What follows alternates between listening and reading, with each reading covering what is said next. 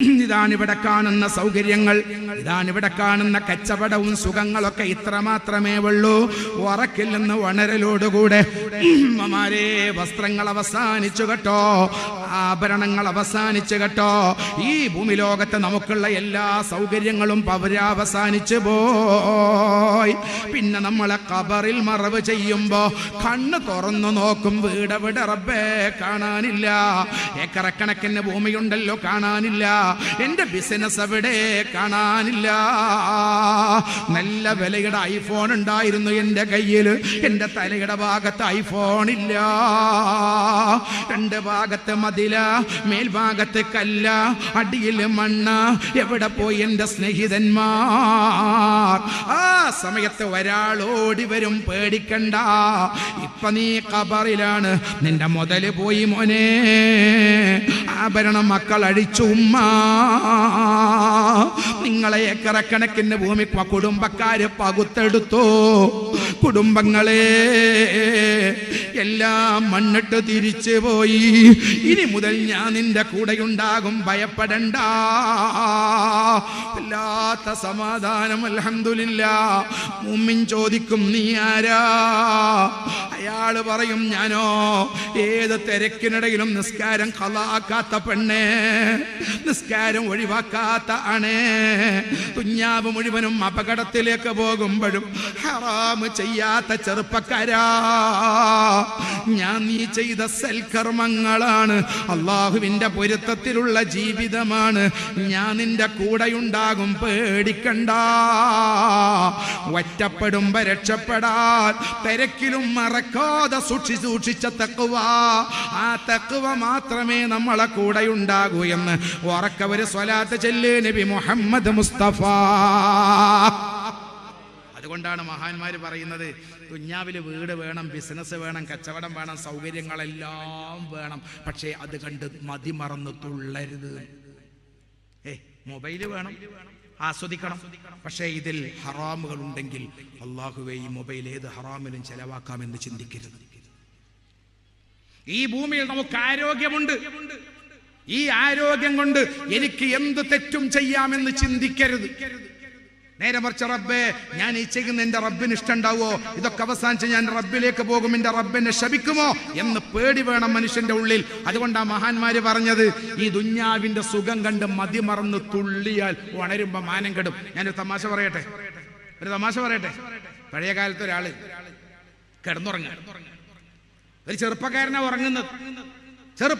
ഉറങ്ങുന്ന സമയം അയാളൊരു സ്വപ്നം കണ്ടു.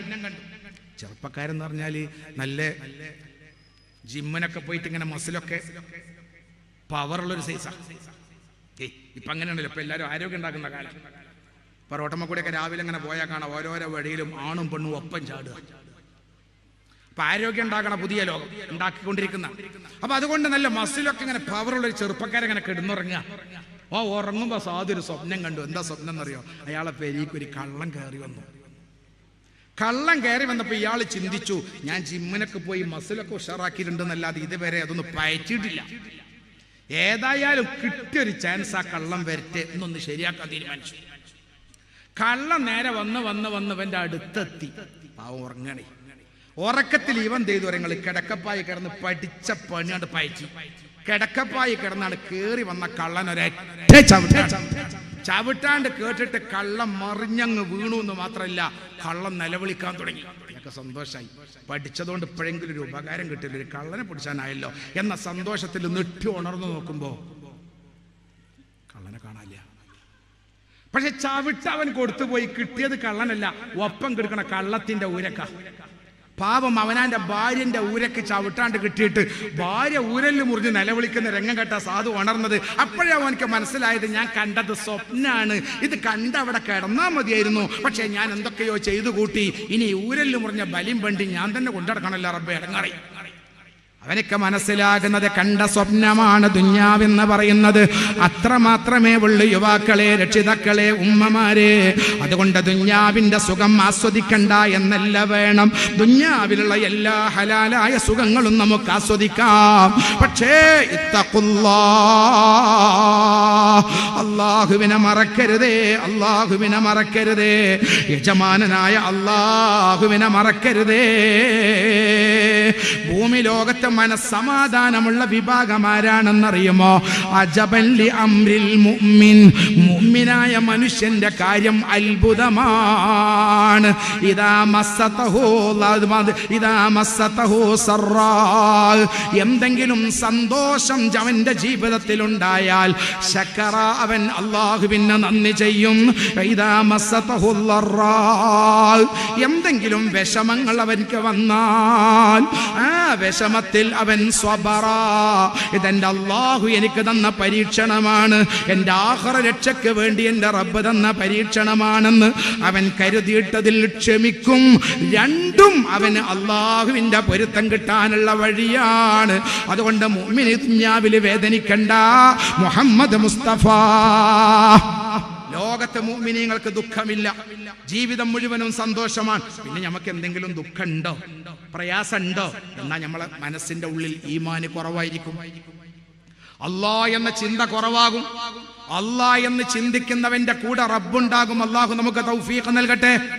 അതുകൊണ്ടാണല്ലോ അല്ലാഹു സുബ്ഹാനഹു വ തആല പറയുന്നത്, എൻ്റെ അടിമയാണ് മനുഷ്യ ലോകം മുഴുവനും എൻ്റെ അടിമയാണ്.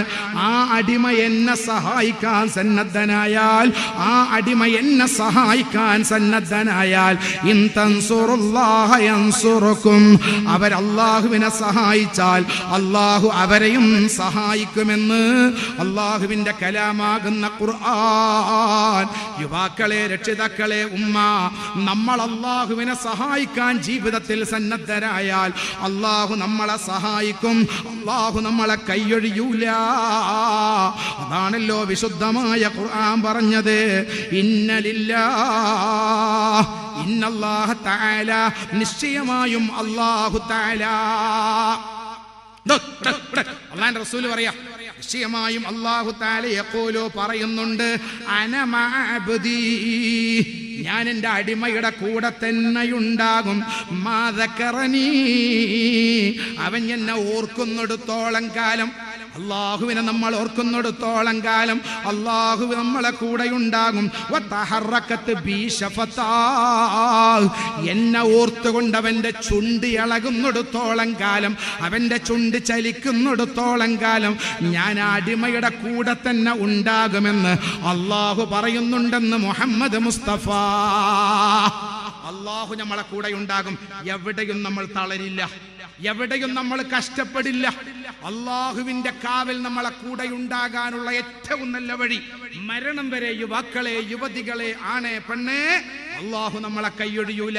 അതിനുള്ള ഏക വഴി മാദക്കറനെ, അല്ലാഹുവിനെ ഓർക്കണം, അല്ലാഹുവിനെ ഓർക്കണം. വതഹറക്കത്ത് ബി ശഫതാ, അവനെ ഓർത്തുകൊണ്ട് നമ്മളെ ചുണ്ട് ചലിക്കണം. അല്ലാഹുവിനെ ഓർത്തുകൊണ്ട് ചുണ്ട് ചലിച്ചാൽ അവന്റെ കാര്യം, അല്ലാഹു നമ്മളെ കാര്യം ഏറ്റെടുക്കും. കാരണം ലോകത്ത് എത്ര ഉന്നതനായി നമ്മൾ മാറിയാലും നമ്മളെ നിയന്ത്രിക്കാൻ കഴിയുന്നവൻ അല്ലാഹുവാണ്. അല്ലാഹ് ഇന്ത്യയുടെ ഏറ്റവും ഉജ്ജ്വലമായ ഒരു വിമാനം അല്ലേ, ഇന്ത്യയുടെ ഏറ്റവും വലിയ ഒരു വിമാനം 600 കോടി വന്നിട്ടുണ്ട് പോലെ അതുണ്ടാക്കാൻ. 600ഓളം കോടി ചെലവാക്കിയിട്ടുണ്ടാക്കിയ ഏറ്റവും നല്ല ഒരു യുദ്ധവിമാനം. ആ യുദ്ധവിമാനം പറപ്പിക്കുന്നവരോ ഏറ്റവും നല്ല വിംഗ് കമാൻഡർ ആകുന്ന ഏറ്റവും നല്ല അതിൻ്റെതായ ഡ്രൈവർ. ആ വിമാനം പറത്തുന്ന അദ്ദേഹം അതേ പ്രകാരം ഏറ്റവും നല്ല 600 കോടിയോളം, 100 കോടിയോളം എന്നൊക്കെ പറഞ്ഞ 1 കോടി നമ്മളാരും എടുക്കണം, 600 കോടിയോളം വില വരുന്ന അത്ഭുതകരമായ സംവിധാനത്തോടു കൂടെ ഉണ്ടാക്കിയ തേജസ് എന്ന് പറയുന്ന യുദ്ധവിമാനം എല്ലാ രാജ്യങ്ങളും ഒരുപോലെ പറത്തി അഭ്യാസം കാണിക്കുമ്പോ അതേപോലെ നമ്മുടെ ഇന്ത്യ രാജ്യത്തിന്റെ അഭിമാനം കാക്കുന്ന അഭ്യാസത്തിനിടയിൽ ആ 600ഓളം കോടിയുടെ സുരക്ഷയുള്ള സംവിധാനമുള്ള വിമാനം താഴെ വീണ് അതിന്റെ കഥ അതിലുള്ളിലുള്ളവർ മുഴുവനും അവിടെ വെച്ചുകൊണ്ട് കരിയുകയാണ്. പൈലറ്റ് അടക്കം കരിഞ്ഞു പോയ സംഭവം ഞാനും നിങ്ങളും പത്രങ്ങളിലൂടെ വായിച്ചതാണ്. 600ഓളം കോടി രൂപ ചെലവാക്കിയ വിമാനം എന്തേ ആർക്കാ സംരക്ഷിക്കാൻ കഴിയാത്തത്? ആർക്കേ രക്ഷക്കാൻ കഴിയാത്തത്? രക്ഷിതാക്കളെ, യുവാക്കളെ, ഉമ്മ, വാഹനത്തിന്റെ നിയന്ത്രണം അല്ലാഹുവിന്റെ കയ്യിലാ. വിമാനത്തിന്റെ നിയന്ത്രണം അല്ലാഹുവിന്റെ കയ്യിലാണ്. ലോകത്തുള്ള സകലമാന ചരാചരങ്ങളും നിയന്ത്രിക്കുന്നവൻ അല്ലാഹു അല്ലാഹു അല്ലാ. അതുകൊണ്ട് ആണുങ്ങളെ, പെണ്ണുങ്ങളെ, ഏത് സമയത്തും അല്ലാഹുവിൽ അർപ്പിക്കുക, ദിക്ർ ചൊല്ലണേ. അല്ലാഹുവിനെ ഓർക്കുന്നവനെ അല്ലാഹു സഹായിക്കുമെന്ന് മുഹമ്മദ് മുസ്തഫ.